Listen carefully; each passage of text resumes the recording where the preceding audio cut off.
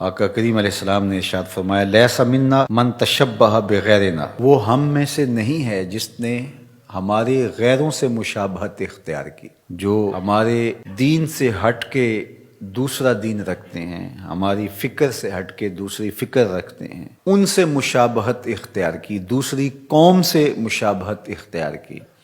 وہ ہم میں سے نہیں ہے۔ اور ایک روایت میں ہے من تشبہ بقوم فہو منہم،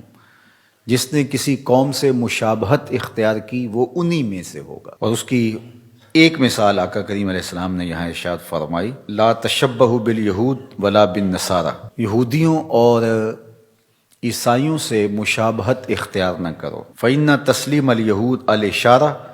بالاصابع وتسلیم النصارى الاشارہ بالاکف۔ فرمایا کہ جب سلام کرتے ہیں تو یہود کا طریقہ یہ ہے کہ وہ انگلیوں کے اشاروں سے سلام کرتے ہیں، اور عیسائیوں کا طریقہ یہ ہے کہ وہ ہتھیلی سے سلام کرتے ہیں۔ تو مسلمان کا طریقہ تحیۃ المسلم کا ہے، و جب وہ کسی کو سلام کرے تو اس کی زبان بولے السلام علیکم، تو یہ تحیۃ المسلم ہے۔ ہاں اگر کوئی دور ہے اور آپ تک اس کی آواز نہیں پہنچ پا رہی تو اس کو آپ اگر اشارہ بھی کرتے ہیں تو اس کے ساتھ سلام جڑا ہونا چاہیے، السلام علیکم، تو یہ تو درست ہے۔ جو اصل ہے وہ تھی، اور ساتھ آپ نے اس دور والے شخص کو اشارہ بھی دے دیا تو اس کی تو گنجائش ہے،